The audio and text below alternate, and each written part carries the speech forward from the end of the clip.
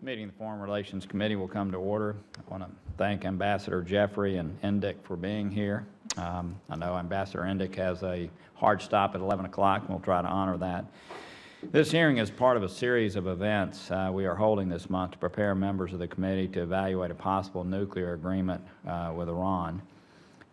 We're not here today to focus on the specific parameters. Just for edification, last night we met in a classified setting with three of our leaders of our labs from around the country and the Secretary of Energy, and it was a very technically focused briefing. Matter of fact, we had tremendous attendance, and people were most interested in many of the technical details of the deal. The rest of the month we'll have similar hearings, so people are prepared as of June 30th, if an agreement is reached, to really be able to assess that and not be starting from a cold start, if you will. But we appreciate you being here today to help us understand some of the regional implications of a deal.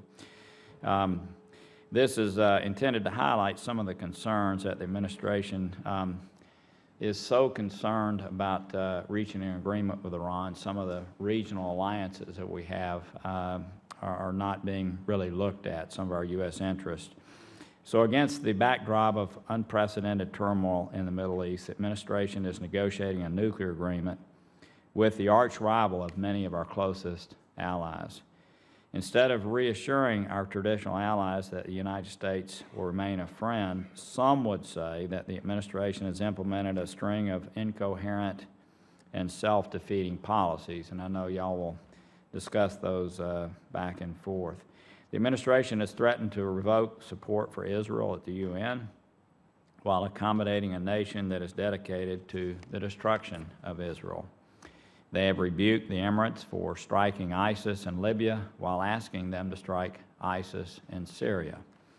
They have withheld military equipment from Egypt, Bahrain, and Qatar while asking them to join in the fight against ISIS.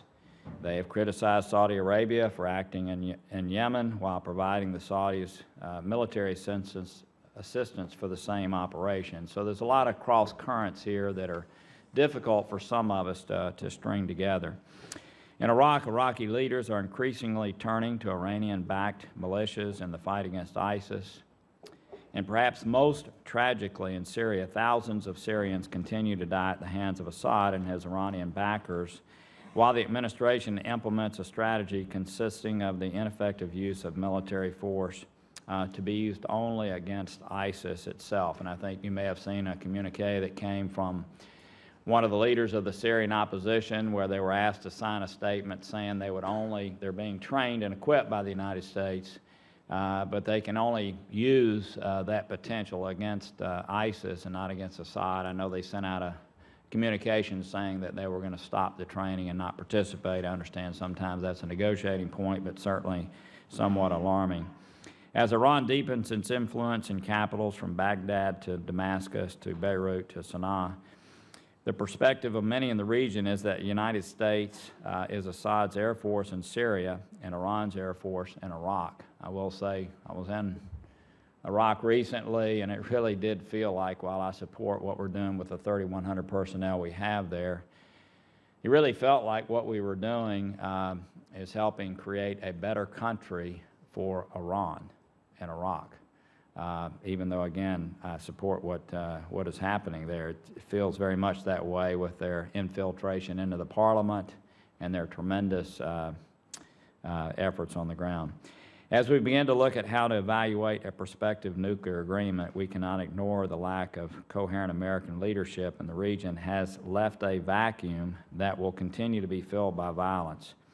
Without defined, committed engagement to counter Iranian regional aggression and to support our partners, the need for American involvement will continue to grow as conditions deteriorate. In your testimony today, I hope you will touch on what I will see as some of the puzzling claims from the administration about what an agreement with Iran would mean for the region. One of those claims is the apparent view of the administration that Iran will become a stabilizing force in the region. President Obama said in a recent NPR interview that opening up Iran's economy through sanctions relief in many ways makes it harder for them to engage in behaviors that are contrary to international norms. I know that, again, many of our allies are concerned that in accessing $150 billion potentially over time and having a growing economy will have just the opposite effect and cause them to be even more strident in the region. Do you accept the view that the world's leading state sponsor of terrorism, a nation that has directly contributed to the deaths of thousands of Americans, would somehow reform their behavior after being enriched and empowered for pursuing an illegal nuclear program? And finally, I hope you will touch on what the administration portrays as a choice between war and a deal. I think that's a false choice, and again, I look forward to your testimony today. I want to turn it over now to our distinguished ranking member and appreciate his cooperation and in every effort, and I look forward to your comments.